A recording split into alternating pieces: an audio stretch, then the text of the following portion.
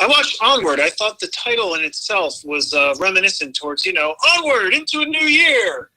Hello, Mr. Crafty. Well, Nikki Hill, that's a perfect segue into my only other topic I want to discuss, because I did promise that we would try and make the shows a bit shorter. Hello, Malakila. So that's it, everybody. Thanks for listening. Thanks for watching. I watched Onward as well because you said it was better than you thought it was going to be. And what did you think? Well, scale of 1 to 10. Give me your 1 to 10 score. I mean, I was expecting... I think this is important because I was expecting something between like a 5 to a 6 maybe, and I think it was more like an 8.5, 9. Like I was just, maybe I'm just very childish with my acceptance of like story or whatever, and I just liked the stupid humor in it, and I thought that there were like lessons along the way that weren't like smacking me in the face and like shoving it down my throat. And I don't know, I just really like it. I think their animation is like so incredible. Like there's so many like incredible lifelike images that they're putting out there with so much detail that I would not think. Like everything is created. Every little detail is inserted, and there's so much detail in every one of their images that's like so mind-blowing. The water is super impressive. The water looked amazing in that movie. And I know water. This is funny. I know water is a sticking point for you, in games. Now that I'm saying this, but like, I mean, the grass. Like when they see, anything, any particles that are in the air, like anything that's slightly out of place, it's there for a purpose. I think it's just always incredible when I watch an animation. Hello, Ice Grove. Hello, Mr. Crafty. Hello, Freddy Fro. Hello, Rat Mastered. I would give it a 7. I didn't dislike it. I just felt it was one of the weaker Pixar movies, but I agree it had some funny points. I was saying yesterday that I think it would have I would rather it would be a TV show, because I feel like there's a whole bunch to explore there that unfortunately won't be explored because it was just a movie. I feel like they could have done a TV show and then led to a movie. Hello, Kurt Dog. But yeah, I didn't dislike it. And just to explain, hello, Highly Unlikely 64. I've been getting caught up on Pixar movies in this last week, so I watched a whole bunch of them. So I might be unfairly comparing it to other ones because they're all so fresh in my memory. But yeah, I liked it. It just, not my favorite Pixar movie. So the thing is that I just watched Soul before this. And I really liked Soul, but like part of the thing that I have trouble with a little bit is that the scope of it. It's basically like it all happens in a very short period, and Onward happens in a short period. It's over a 24-hour period. Yes, but it's like this adventure where there's like all these different elements that are taking place, and even when I watched Wolfwalkers, that takes place over like the course of a day or two, and everything in it is very deliberate, and it's like, this happens and this happens and this happens, and I just feel like sometimes it almost feels like a long short film, which, I mean, that's what it is, right? But like, but it feels like it could have been like done in a shorter span. It felt like a movie that I was watching that was animated. This animated short is very long. Exactly. So like, I don't know, I felt like Soul was like that, but then Onward was like this adventure. And then there were 2 moments where there was definitely a few moments where I laughed, like outwardly, onwardly when I was watching it. And like the Minotaur police officer, when he says, "I give you to the count of 3," and then he stomps his foot. Oh, Nikki Hill, I watched that segment and I was like, I bet Nikki Hill really likes this part. I freaking love that. I thought Mom Brain would really like that too. Hello, Cooler. I love it when horses count with their feet. Oh yeah. Hello, Nader Die. Yeah, it definitely had some moments that made me chuckle. I know what you mean. I'm getting everything you say, and I don't disagree with it. I'm just saying, like, in the pantheon of Pixar movies, it's one of the lower ones for me. But I would like to see it explored in other ways, like a TV show or a comic book or a video game, whatever it is. I think there's such a cool idea for a universe in there and so much to cover that it's a shame that we're not going to get to see more of it as far as we know. Maybe we'll get a sequel movie somewhere down the road, but as far as we know, it's one and done. It wasn't their most popular movie. But yeah, I would say I liked Soul a lot better. I really, really enjoyed Soul. I have very little to complain about with Soul, to tell you the truth. I can't think of anything that didn't sit right with me. I liked the whole idea. I liked the adventure. I don't want to ruin what happens because the movie is new. But I really liked it. Yeah, I thought it told a great story.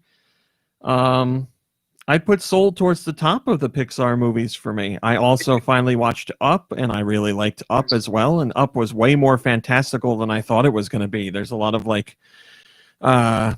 just the stuff that goes on in Up. I was like, is this really happening, or is somebody dreaming this in a movie? But no, it all really happened. It was just more like cartoonish, outlandish than I was expecting.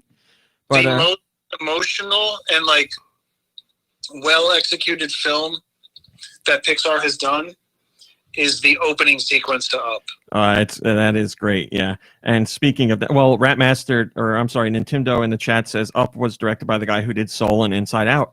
And Up, Soul, and Inside Out are some of my favorite Pixar movies. I would put WALL-E above all of them just because I love WALL-E that much more.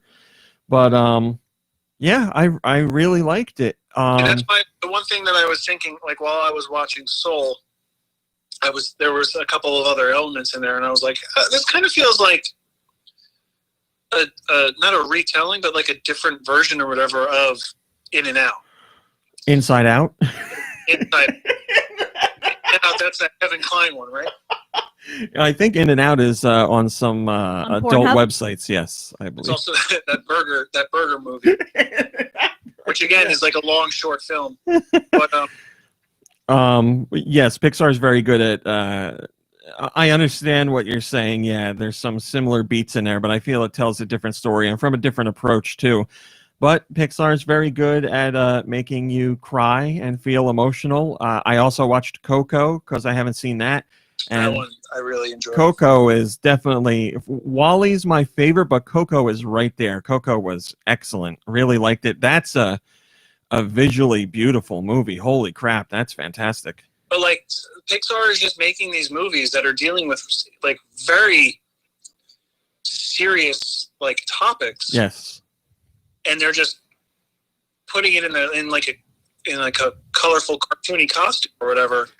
Soul, more than any other, I feel, is more aimed at adults than the previous ones. Like all of those movies deal with adult or not adult, more serious topics, like you're saying. But so with Soul, it just feels like it's more made for adults than kids. The kids in my class are like 3rd, 4th grade, and we read a news article about Soul, and then we like watched the trailer for it, and I was like, I feel like the like depth of this subject is going to be like totally missed by kids. I mean, I haven't seen the movie, so I can't, really speak super intelligently to it, but it felt like they'd probably enjoy it, and there were probably like silly parts that they would laugh at, but the actual depth of the movie feels like it's going to go completely over their heads. The movie Soul takes a little bit to get going to a point where I think that kids would be enjoying it. And again, I don't want to spoil what happens, but like the beginning part is super interesting to me, but I could see a kid watching it and being bored out of their mind. Yeah. So. Yeah, but also, I mean, the beginning of WALL-E is complete silence. And it's just like this little robot doing things. And so like, that's hard for kids to receive too. Yeah, I do agree to some extent. I would need to go back and watch WALL-E again to see how the two compare. Inside Out, that is incredibly heavy. You're dealing like it's a film about it, like a girl feeling like a young child feeling all these really heavy emotions. Like, I think for the weight of it, kids might miss that. Yeah. But I think it's a lesson. It's a story for them to be exposed to that can add so much more. Like they can just build on as they grow older. Yeah. And I think that's the same thing with Soul, is that it's a very accessible way to get the story to children or to a younger generation to like, so that it helps them shape who they are or something. I don't know. No, I know what you mean. The movies have a lot of interesting things to offer and are very thought provoking, and then can just be enjoyed by younger crowds too, who maybe aren't getting that depth out of it, but will someday. Yeah, they're really interesting. Rat Mastered in the chat says, "My son is 5, and the music of soul kept him interested, and the fact that we live in New York City, so he was looking for familiar streets." That's a really cool approach too. I mean, Nikki Hill, you're very familiar with New York City. I'm sure you noticed some of that stuff. I wasn't watching for that. Oh, okay, never mind. I'm saying, like, my opinion of like Onward and everything else.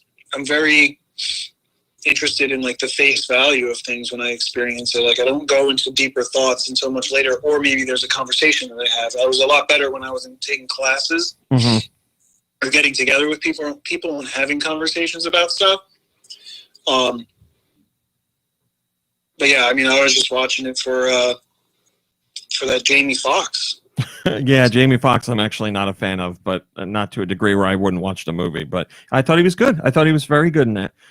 Very un-Jamie Foxx-like. I thought his delivery was very... it was good. I got no complaints. I really liked what he did with it. Also, I watched Wolf... Would you have preferred Chris Tucker? Of course, all the time. I would have, yeah, for sure. Who wouldn't? I also watched Wolf Walkers, which is something I've been super excited about. Nikki Hill was as well. Again, it's new, so we won't spoil it, but that is not a Pixar movie, but it is animated, and it is absolutely fantastic. Everything. I love the visuals of that movie. I love the story of the movie. It feels very different from a Pixar movie. It's excellent. It's about let's just say it's about a girl who can turn into a wolf at night, and we'll leave it at that. It's really good. I turn into a wolf at night. It's very good. Shakira, I believe, turns into a wolf at night as well. Yes, she had that song. And then I also watched, just last night, I watched Frozen 2, because I had watched the original Frozen, and I liked that a lot. And I watched Frozen 2, and I would give Frozen 2 an 8. I liked Frozen 2 a lot. I didn't like it as much as the first one, but Frozen 2 felt like a video game to me. Like, there's an adventure that goes on in that, and some of the powers that Elsa shows off. I was like, man, this would be really cool to do in a video game. And I was going to say the adventure that she goes on felt like a video game at points. I was like, these would make really cool levels in a video game, but they don't really do those type of games anymore. At least I don't think so. But yeah, I've been on a real animation kick. Yes? It never works out that way. Instead, they make a video game that's like, well, they made the Match 3 game. That was like cool. That's right. The Frozen Match 3 game came out before the movie came out. Or like back in the day, maybe they'd make like a Frozen racing game or something like that. Or a platform was like super mediocre. Yeah, some lazy cash in, just based on name only. Yeah. My only complaints about Frozen 2 are there's one plot point that kind of bugged me. And I know this is a stupid complaint for me to make, but I'm going to say it. Too many songs. Well, you hate music in movies, like singing in movies. I knew it was going to have songs because it's a Disney animated movie, so songs are a focus, and there's some good songs in there. But I feel like there's like 9 or 10 songs in there. I'm like, all right, we could have cut out maybe 1 or 2 of these songs, but there are a lot. Not one of them was Let It Go. What was that about? I mean, they do say Let It Go. Oh, do they? I actually never saw Frozen 2. No, they say, do you want to build a snowman? I remember they say that during, but I liked it. I'm in on Frozen. I like Frozen. So yeah, I've been getting caught up on animated movies and just wanted to talk a little bit about that. Thanks so much for checking out this highlight to the GoNintendo Podcast. If you'd like to subscribe to the podcast, you can check out the description below and subscribe to this channel for more podcast highlights.